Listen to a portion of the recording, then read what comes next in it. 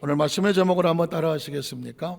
말씀의 제목을 세 부분으로 나눠야 되는데 한번 따라 하실까요? 모리아산 이전과 이후의 이삭. 모리아산이 있죠. 이삭이 제물로 드려졌던 그 산, 올라가기 이전에 이삭 제물을 드리고 나서 올라가고 내려온 다음에 이삭. 어떻게 다를까? 이건 우리에게 어떤 영적인 의미를 줄까? 이걸 함께 생각하며 말씀 나누기를 원합니다. 이제는 우리 익숙해졌죠? 들어가는 첫 번째 질문 뭘까요? 지난주 설교 제목이 뭐냐고 묻는 거죠. 지난주 설교 제목 뭘까요? 힌트는 아브람. 기억나십니까? 아브람에서 탈출하고 아브라함으로 입성하라고 말했습니다. 그러면 질문의 강도를 조금 높여서 지난주 설교 시간에 첫 번째 질문이 뭘까요? 질문도 진화를 합니다. 뭘까요? 아브람과 아브라함은 한 사람일까? 두 사람일까? 한 사람이다. 아니다. 두 사람이다. 사실은 저는 당연히 한 사람이죠. 아브라함은 부모가 지어진 이름이고 아브라함은 하나님이 지어진 이름이에요. 그래도 이름은 둘이라도 사람은 하나죠.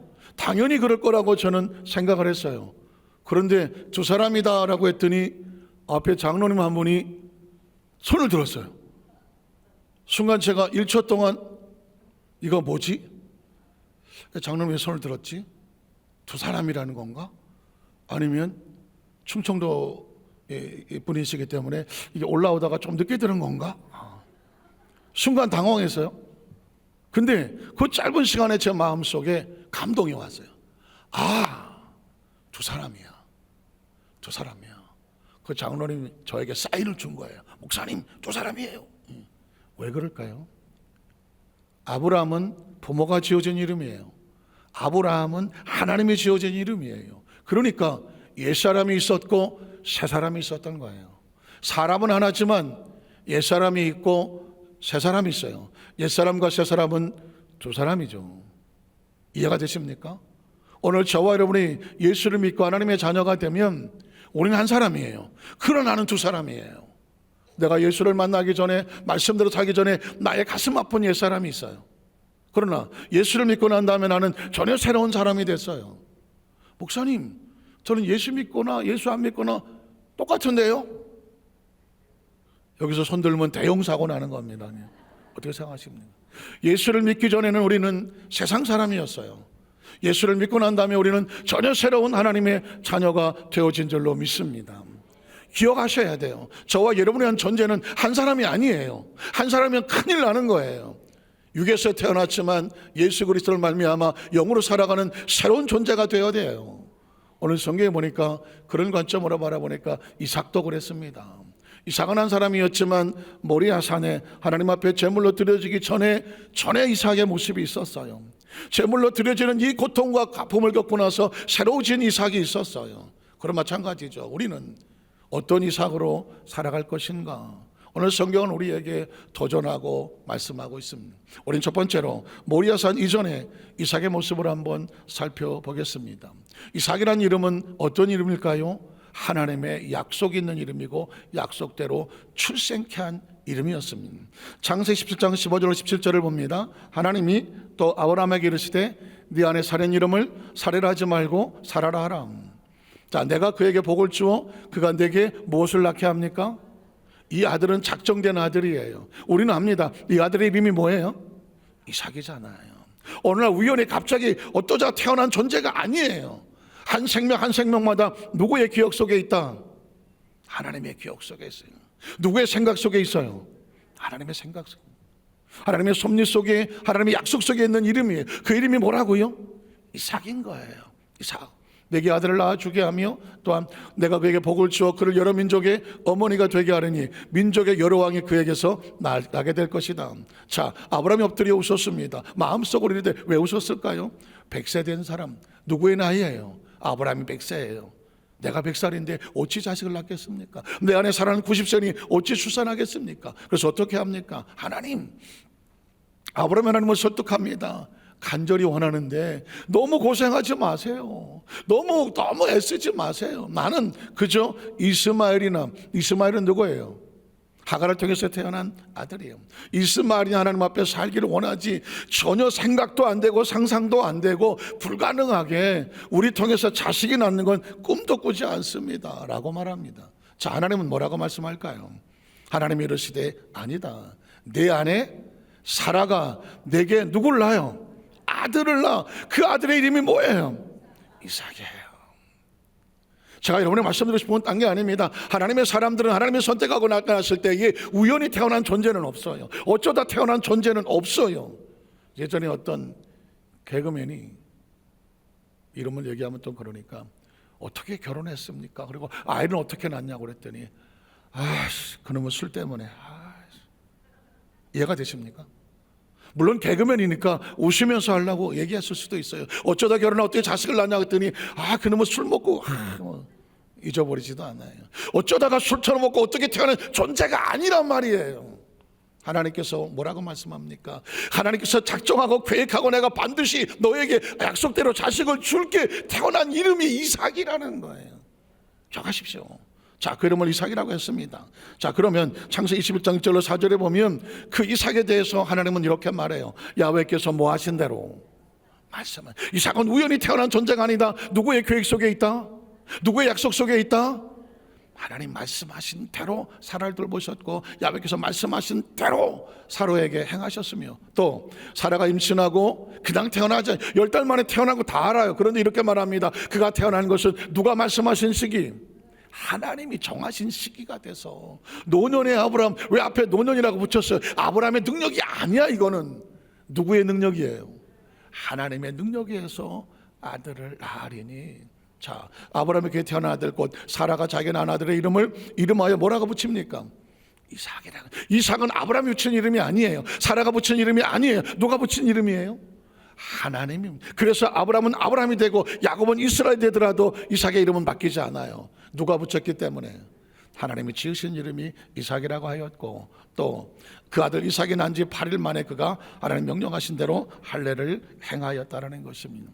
그러므로 이삭이라고 하는 존재는 어느 날 우연히 태어난 존재가 절대로 아니고 하나님의 약속과 계획과 섭리 속에서 의도와 계획을 가지고 태어난 존재예요. 옆에 분에게 한번 이렇게 말하세요. 당신도 그렇습니다. 무슨 맛인지 아시겠어요? 무슨 뜻인 것 같아요? 당신도 그렇습니다. 당신은 우연히 태어난 존재가 아닙니다. 어쩌다 태어난 존재가 아닙니다. 무의미하게 하는 존재가 아닙니다. 하나님의 계획 속에 있는 존재입니다. 하나님의 섭리 속에 있는 존재입니다. 하나님의 목적과 유학 꿈이 있는 존재입니다. 누가? 그리고 이렇게 말하십시오. 나도 그렇다. 여러분 자신에게 말씀하세요. 나도 그렇다. 나도 그렇다. 얼마나 많은 사람들이 내가 왜 사는지 모르잖아요. 얼마나 많은 사람들이 삶을 살아가면서 내가 부모를 잘못 만났나, 내가 자라면서 뭘 운이 없었나, 재수가 없었나, 많은 실패와 아픔과 상처를 가지고 가슴에 웅크알고 살아갑니다. 나는 왜 이렇게 살아가나. 기억하십시오. 어쩌다 태어난 존재도 아니고 실패한 존재도 아닙니다. 아직 우리 인생은 끝나지 않았습니다. 하나님 여전히 우리 가운데 하나님의 계획과 섭리를 가지고 있습니다. 비록 아프고 힘들고 실패하고 낙망한 것 같다고 아무 옆에 사람이 나를 인정해 주지 않아도 하나님 여전히 이렇게 말합니다. 너도 내 꿈 안에 있다. 내 약속 안에 있다. 이삭이라는 이름을 부를 때마다 기억하십시오. 너도 그렇다. 나도 그렇다. 우리도 그렇다는 것입니다. 자, 이삭이 두 번째 모습을 보면 아버지 아브라함과 함께 모리아 산으로 올라가요. 여러분 한번 상상해 보십시오. 아브라함의 나이는 120살이에요. 이삭은 20살이에요. 그 모리아 산 꼭대기로 그 무거운 나무짐을 치고 그리고 불을 들고 제사를 드리기 위해서 올라가는데 그 짐을 누가 지을 것 같아요? 아브라함이 져요? 이삭이 져요? 이삭이 짓죠. 120세 난 할아버지가 짓겠어요? 20살 청년이 짓겠어요? 과연 이삭은 어떤 고민을 할까? 혹시 궁금하지 않으십니까? 성경을 보겠습니다. 20장 1절 6절을 봅니다. 그 이후에 아브라함이 하나님이 아브라함을 시험하시려고 그를 부르시되 아브라함아 하시니 그가 이르되 내가 여기 있나이다. 야훼께서 이르시되 네 아들 네 사랑 독자에서를 데리고 모리아 땅으로 가서 내가 일러준 한 산 거기서 그를 뭐로 드리라? 번제로 드리라. 아브라함이 아침 일찍 일어나 나귀의 안장을 치우고 두 종과 그 아들 이삭을 데리고 번제에 쓸 나무를 쪼개어 가지고 떠나 하나님이 자기 일러주신 곳으로 가더니 자 제3일에 아브라함 눈을 들어 그것을 멀리 바라본지라. 이 아브라함이 종들에게 이르되 너희는 나귀와 함께 여기서 기다려라. 내가 아이와 함께 저기 가서 예배하고 우리가 너희에게로 돌아오리라 하고 아브라함이 번제나무를 가져다가 그의 아들 이삭에게, 여기까지 올 동안은 누가 지었을 것 같아요? 종들이 졌겠지. 그런데 이제 산에 올라갈 때 누구만 올라가요? 아브라함과 이삭 아들과 둘이 올라가요. 그 짐을 누가 지고 올라간단 말이에요? 이삭이죠. 무거운 짐을, 나무직을 들고 양 한 마리를 태우려니까 얼마나 큰 나무를 짊어졌겠어요. 그리고 불을 들고 이삭에 지웠다고 말합니다. 자기는 불과 칼을 손에 들고 두 사람이 동행을 하게 됩니다. 자, 그런데 올라가는 동안에 이삭이 뭐가 이상하지 않아요? 그래서 질문을 하죠. 그 장면에 7절에 나옵니다. 이삭이 그 아버지 아브라함에게 말하여 이르되 내 아버지여 하니 그가 이르되 내 아들아 내가 여기 있노라. 이삭이 이르되 고민했겠죠. 물어야 되나 말아야 되나. 아니, 분명히 모리아산 꼭대기에서 번제할 제물을 드릴 것 같은데 나무는 내가 치고 가는데 불은 아버지가 치고 간다고 할지라도 뭐가 없어? 제물이 없어. 그래서 고민하다가 묻는 겁니다. 아버지, 불과 나무는 있거니와 번제할 어린 양은 어디 있습니까? 자, 그랬더니 내 아들아 내가 여기 있노라. 이삭이 이르되 넘어가세요. 8절. 아브라함이 이르되 내 아들아 번제할 어린 양은 하나님이 누구를 위해서? 자기를 위해서 뭐 하시리라?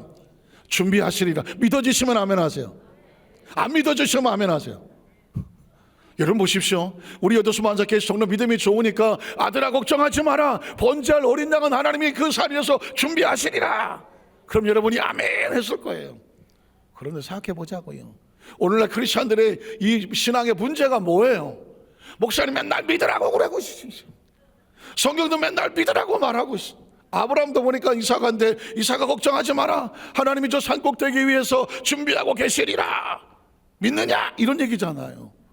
그러면 이삭이 이걸 믿어야 돼요? 말아야 돼요? 오늘 크리스찬들의 질문은 뭐예요?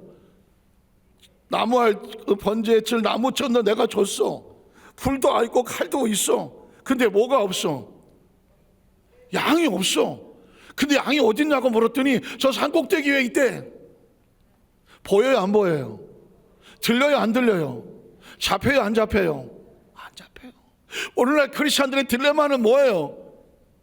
아니 저 위에 가면 이때 하여튼 간에 가보재.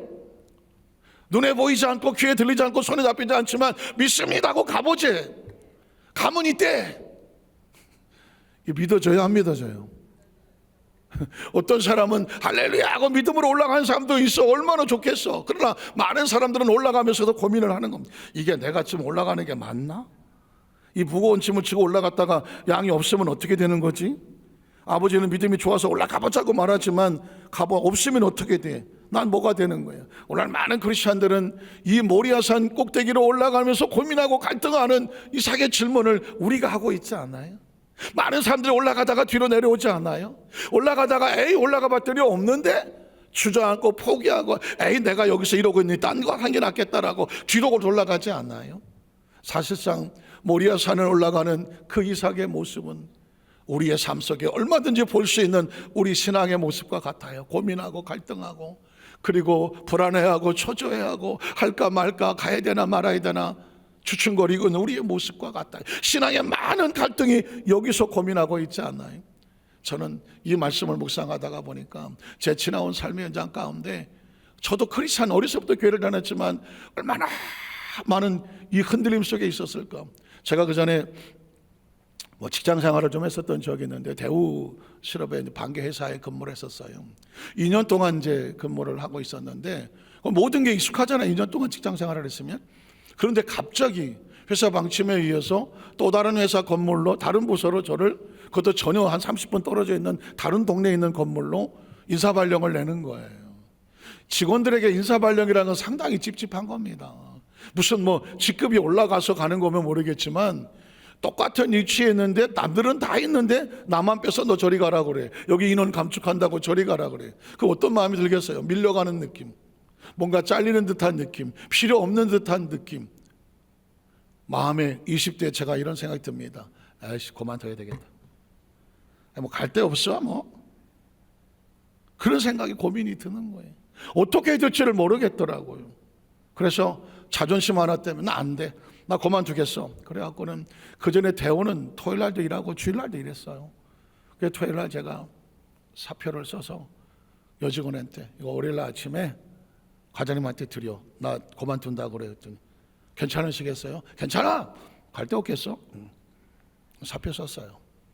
그리고 이제 주일날 회사를 안 나가죠. 그리고 이제 아는 친구들하고 바람이나 쐬겠다고 용인에 있는 자연농원에 같이 갔어요. 하루를 잊어버리려고 막 몸부림치는 거죠 뭐. 그런데 오는데 한 친구가 이렇게 말해요. 야, 너 정말 괜찮겠어? 괜찮아, 뭐 갈 데 없는데. 야, 이거 나만 가라는 게 말이 되냐 이거?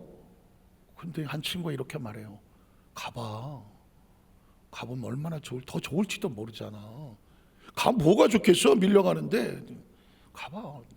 아씨, 그날 밤에 가봐. 가야 되나 말아야 되나 뒤척뒤척 하다가 그래, 가보자. 여러분, 순간의 선택이 평생 좌우할 수도 있는 거예요. 가보자. 그래서 월요일 새벽같이 가갖고 문 앞에 서 있다가 여직원이 오길래 사표 냈어? 안 냈대. 일로 갖고 와라. 찢었어. 그리고는 죽은 듯이 마치 끌려가는 것처럼 그래, 가봐야 죽기밖에 더 하겠냐. 자존심 내려놓고 보따리 싸들고 그 부서를 갔어요. 갔더니 안 갔으면 큰일 날 뻔했어. 시설도 완전히 새 거고 부서도 뭐 아예 그냥 사무기구가 다르고 옷도 싹 맞춰주더만. 이야, 그리고 근무시설 자체가 전혀 다르고 이런 데가 있었나? 어제까지는 컴컴한 곳이었고 여기는 햇빛이 찬란한 곳이에요. 와, 제가 20대 때에 이게 이런 일도 우연이겠지 이거? 그런데 군대 생활하면서도 그랬어요. 광주 포병학교에 이제 구대장을 했는데 사실 포병학교의 교육기관의 꽃은 구대장하고 교관이거든요. 최고 빛나는 그런 자리였어요. 그런데 어느 날 갑자기 교육 나갔다 들어왔는데 내일부로 본부대로 올라가라 그러는 거예요. 어이가 없고 황당한 거예요. 그래서 그 선배가 일꾼 대회라고 삼과장을 하길래 왜 이러세요 선배님? 그랬더니 가봐. 왜요? 그랬더니 더 좋을 수도 있어. 밀려가는데 뭐가 좋아? 근데 여러분 보십시오. 경험이 중요해요. 예전에 그런 경험이 있잖아요. 그래, 가보자. 갔어요. 이거 안 갔으면 큰일 날 뻔했어. 나는 그냥 교육하고 교관하고 구대장 하는 게 최고인 줄 알았더니 거기 갔더니 전혀 다른 세계가 기다리고 있더만. 안 갔으면 큰일 날 뻔했어요. 전 얘가 이런 경험을 하면서 뭘 느끼냐면 이게 하나님이 저를 훈련을 시키는 것 같아요. 제가 조영희 목사님 비서실에 올라갈 때요, 사실 그날 저녁에 밤에 죽는 줄 알았어요. 왜냐하면 나 소련 선교사 가는 줄 알았어. 그 당시 다 러시아 선교사 갔거든요. 선교사 가는 게 그렇게 힘도 되겠어. 하지만 갑자기 어느 아침에 담임 목사 당회장실로 올라오라 그러니까 무슨 일인지도 모르는데 저 그때 34살인가 밖에 안 됐어요. 밤새도록 우리 사람하고 어떡하냐. 그것도 대개구장한테 말도 하지 말고 몰래 조용히 오라고 그러더라고요. 그래서 아침 8시에 올라갔더니 그 당시 부목사님하고 총무국장이 양쪽 발 다 잡고 당회장이 뭐라고 말씀 무조건 순종하래. 이거 완전히 죽으러 가는 것 같잖아. 도대체 날 어디로 보내려고 그러는데 부목사하고 총무국장이 날 붙잡고 무조건 순종하라 그러나. 그래서 알았다고 아멘 하겠습니다. 그랬더니 자네 여기서 근무해. 그게 비서실장이었어요. 한마디요. 여러분 보십시오. 제가 가만히 지난 설 보면서 마치 이삭의 짐을 치고 저 꼭대기에 올라가면 뭐가 있는지 모르겠어. 보아하니 지금 둘 중에 하나가 재물인 것 같은데 120살 먹은 아버지가 재물인가 젊은 내가 재물인가? 설마 저렇게 120살 먹은 아버지가 재물이겠어? 내가 재물이겠지? 내가 이거 올라가도 되나? 오면 고민과 갈등이 많겠어요. 그러나 기억하십시오. 하나님은 우리에게 무엇을 이 성경 본문이 왜 있느냐? 이삭이 고민하고 갈등하고 올라갔겠지만 그의 순종함으로 인하여 하나님의 축복의 문이 열린다는 거예요. 이게 메시지예요. 두 번째, 그래서 제단에 올라져 있는 이삭의 모습을 보겠습니다. 자, 창세기 22장 9절에 보면 결박되어지는 이삭이 있어요. 여러분 아시는 장면이지만 가만히 보세요. 120살 된 아브라함이 할아버지가, 정말 할아버지 같은 아버지가 이 20살 된 이삭을 결박을 해요. 이거 가능할까요? 하나님 그에게 일러신 곳에 이르러 이 아브라함이 그곳에 제단을 쌓고 어떻게 해요? 나무를 버려놓고 그의 아들 이삭을 어떻게 합니까? 결박하고 제단 나무 위에 올려놓아요. 심지어 그 다음에 오늘 칼을 대서 잡으려고 들어요. 10절에 보면 손을 내밀어 칼을 잡고 그 아들을 잡으려고 해요. 가능할까요? 이건 이삭이 순종하고 자발적으로 제단에 올라가지 않으면 절대로 가능하지 않은 일이에요. 아브라함의 의도만 가지고는 안 되는 일이에요.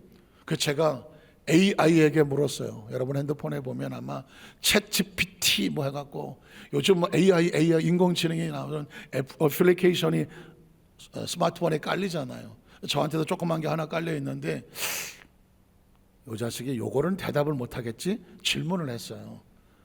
이삭이 아버지 아브라함의 손에 이끌려 모리아산에 올라가서 제물이 되는데 과연 이삭이 어떤 마음을 가지고 제물이 됐을까 알려줘 하고 찍었어요. 그랬더니 1초도 안 돼서 AI가 답을 빡 올렸어요. 한번 보시겠어요? 이렇게 떴어요. 1초도 안 걸렸어요. 사람이 막 쓴 게 아니에요. AI가 대답한 거예요. 이렇게 말하더라고요. 성경에 따르면, AI가 성경을 얘기하는 거예요. 성경에 따르면 아브라함은 하나님의 명령에 따라 자신의 아들 이삭을 번제물로 바치려고 했습니다. 그러나 이삭은 아버지의 의도를 알지 못한 채 자발적으로 번제단의 제물로 올라갔습니다. 그러면서 이는 이삭이 하나님을 믿고 뭐 했기 때문이래? 신뢰했기 때문이래. 이게 누가 하는 말이에요? AI가 하는 말이에요. 이삭은 자신이 하나님의 뜻에 따라 희생되는 것을 알고 있었으며 이를 통해 하나님의 계획을 이루기 위해서 자신을 드리는 것이 옳다고 생각했다고 자기가 생각한다는 거예요, AI가. 그러면서 이삭의 순종과 믿음은 우리가 누구예요? AI인데?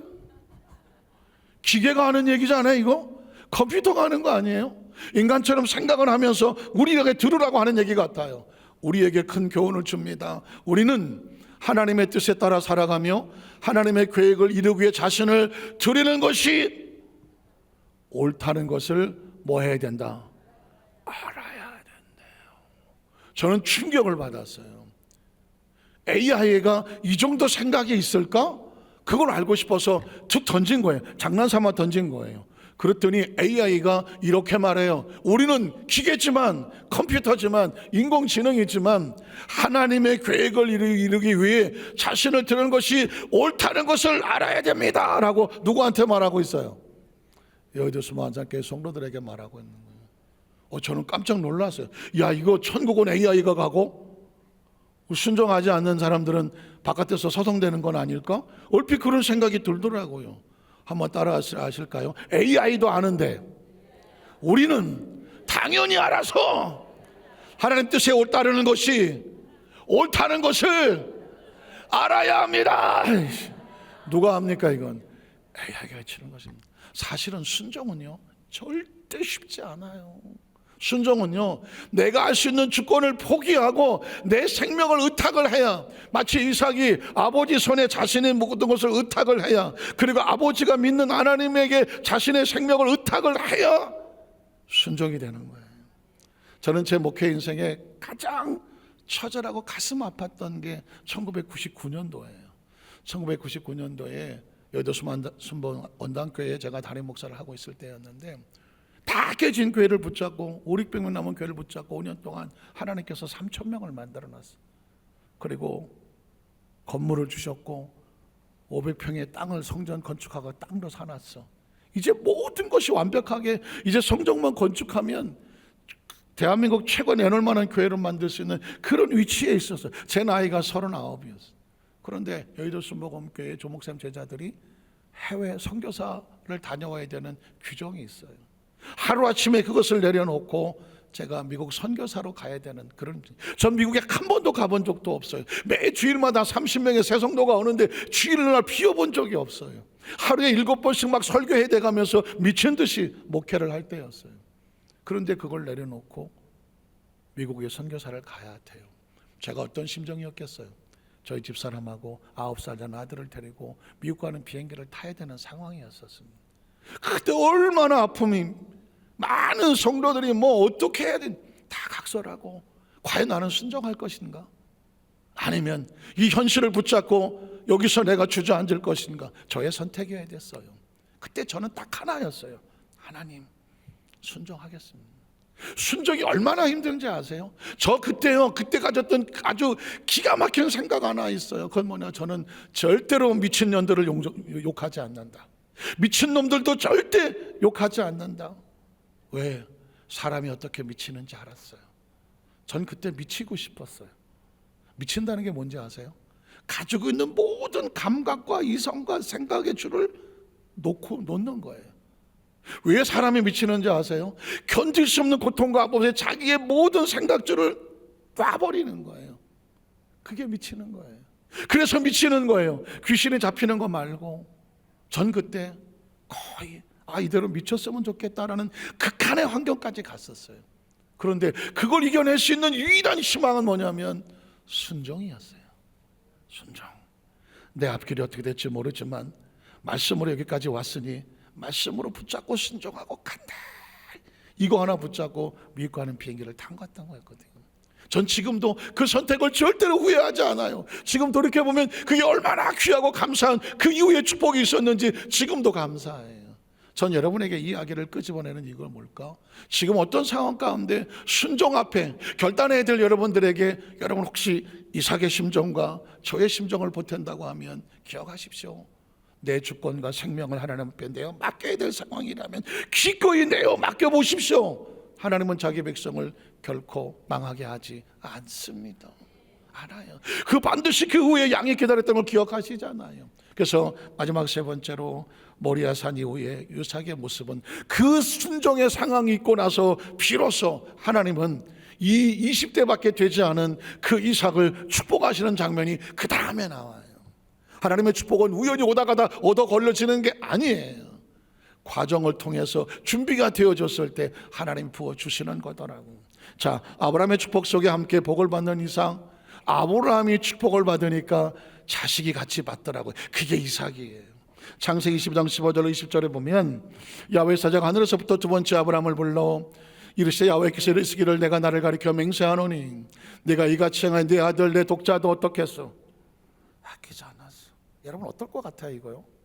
자식을 죽음의 자리에 내어놓는 그 아브라함의 심정은 어떨 것 같아요? 제가 오늘 설교 주인공이 이삭이라서 말하지 아브라함이라고 한다면 세상에 차라리 내가 죽고 말지 내 자식을 어떻게 거기다 내려놔요? 아마 아브라함이 이런 심정이었을 거예요. 하나님, 차라리 120살 된 나를 제물로 달라고 그러세요. 내가 제물이 될게요. 이 20살밖에 먹지 않은 내 아들 이삭은 살려주세요 하지 않겠어요? 혹시 그런 고백을 해보지 않으셨어요? 전 이 고백을 해봤어요. 저희 아들이 미국에서 사고가 나서 수술해야 된다는 전화를 받고 미국 가는 비행기를 탔을 때 13시간 LA로 날아가면서 할 수 있는 게 뭐가 있어요? 밥이 들어와요? 물이 먹혀요? 잠이 와요? 어림도 없어요. 하나님, 내 아들을 살려주십시오. 차라리 날 데려가십시오. 난 이건 드라마에서나 보는 줄 알았어. 무슨 뭐 영화 소설에서 나오는 그런 대사인 줄 알았다니까요. 아니더라고요. 내 자식이 생사를 모를 상황이 수술을 받게 된다고 하니까 나는 그냥 그대로 하나님 차라리 날 데려가십시오. 아브라함의 심정이 그렇지 않겠어요? 하나님께서 요구하시는 건 그거였어요. 가장 소중한 것을 기꺼이 하나님께 맡겨놓을 수 있겠니? 이걸 요구하시는 것은 하나님 말합니다. 네가 이같이 행하여 내 아들 내 독자도 아끼지 않았은즉. 그래서 어떻게 해요? 내가 내게 큰 복을 주고 내가 이제 더 이상 복을 줘도 믿을만해. 흔들리지 않을 것 같아. 실패하지 않을 것 같아. 복을 줘도 시험에 들지 않을 것 같아. 곁길로 가지 않을 것 같아. 교만하지 않을 것 같아. 내 씨가 크게 번성하여 하늘의 별과 같고 바닷가의 모래와 같게 하리니 내 씨가 그 대적의 성문을 차지할 것이다. 또 내 씨로 말미암아 천하 만민이 복을 받으리니 이는 내가 나의 말을 모했기 때문이에요. 주님, 부모가 해야 될 책임이 이거예요. 부모가 하나님의 말씀에 순종을 해야. 아브라함이 하나님의 말씀에 순종하였더니 하나님께서 이삭에게 복을 주시겠다고 말해요. 그 원인과 이유가 근거가 뭐예요? 네가 내 말을 순종했기 때문이에요. 부모의 책임은 여기에 있어요. 부모가 하나님 앞에 최선을 다하여 말씀에 순종해야 그게 내 자식에게 복이 되는 거더라고요. 그러니까 부모는 목숨을 걸고 뭐 해야 되느냐? 신앙을 붙잡아야 돼요. 말씀을 붙잡아야 돼요. 다른 길로 가면 안 돼요. 죄에 무너지면 안 되고 유혹에 무너지면 안 돼요. 세상에 타협하면 안 돼요. 어차피 우리가 부모라면 내가 하나님 앞에 내 자식을 위해서 다른 어떤 거를 해줘야 복이 아니에요. 내가 하나님 앞에 복을 받을 만한 그 자리에 내가 있어줘야 돼요. 그래야 하나님 말씀합니다. 네가 내 말을 준행했기 때문에 내 자녀로 말미암아 천하 만민이 복을 받게 할 거야. 이게 법칙이에요. 그 다음 절에 보면 이 아브라함의 그의 종들에게 돌아가서 함께 떠나 브엘세바로 거기 거주하였더라. 이 일을 어떤 사람 아브라함에게 알려 이르기를 밀가가 당신의 형제 나홀에게 자녀를 낳았다 했더라. 그 다음 절을 볼게요. 이제는 이삭이 아브라함의 축복을 똑같이 받아요. 26장에 보면 아브라함 때에 저 흉년이 들었더니 그 땅에 또 흉년이 들매 이삭이 그를로 가서 블레셋 왕 아비멜렉에 이르렀더니 야훼께서 이삭에 나타나시사 애굽으로 내려가지 말고 내가 내게 지시하는 땅에 거주해라. 이 땅에 거류하면 내가 너와 함께 있어서 내게 복을 주고 내가 이 모든 땅을 너와 내 자손에게 주리니 이유가 뭐예요? 내가 내 아버지 아브라함에게 뭘 했어요? 맹세했어요. 내 아버지 아브라함에게 내가 맹세했거든. 내가 너와 내 자손에게 복을 주겠다고 맹세했거든. 그래서 내가 맹세대로 내가 너를 축복의 자리를 지켜내야 되거든. 우리 자녀들이 이러면 얼마나 좋겠어요. 우리 그런 부모가 됐으면 얼마나 좋겠느냐고요. 이 말씀을 몰랐으면 몰랐겠니와 이 말씀을 알고 있는 이 상황 어떻게 하냐고요. 부모가 됐으니 어떻게 해야 돼요? 내 아버지 내 어머니가 하나님 앞에 온전하여 내가 네 어머니 아버지에게 맹세를 했거든. 그래서 내가 너에게 그 맹세한 것을 이루어 주겠다. 내 자손 하늘의 별과 같이 번성하게 하며 네 모든 땅을 네 자손에게 줄 것이다. 내 자손으로 말미암아 천하 만민이 복을 받게 될 것이다.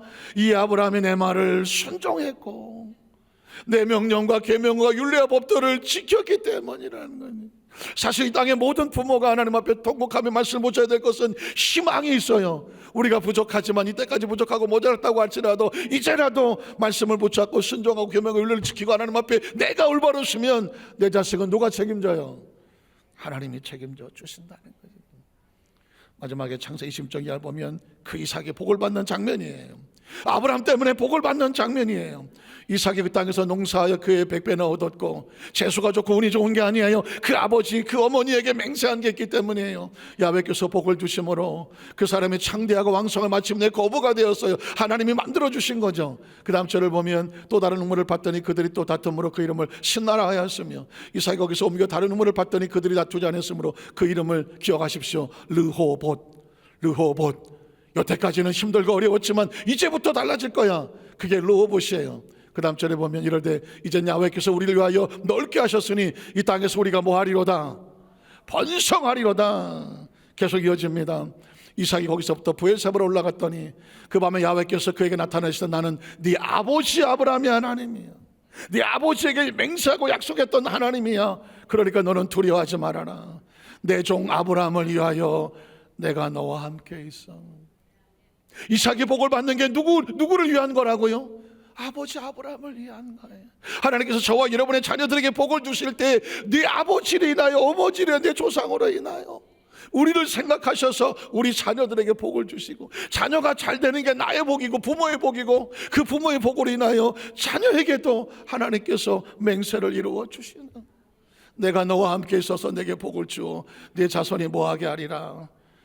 번성하게 하리라는 말씀을 정리하기를 원합니다. 사랑하는 성도 여러분, 오늘 저와 여러분에게 모리아산을 올라가기 전에 우리의 고민도 있고 갈등도 있고 갈팡지팡 우왕좌왕 좌충우돌 뭐 갈등도 고민과 같이 많은 것이 휩싸일 수가 있어요. 그런데 이삭은 우리에게 도전을 해요. 그 번제단에서 자신의 생명과 그것을 하나님 앞에 맡기고 의탁하며 그분에 대한 신뢰를 의지하지 않나요? 그리고 아브라함의 하나님을 향한 이 순종이 놀랍게 하나님 마음을 문을 열어요. 이제야 네가 나를 경외한 줄 알았구나.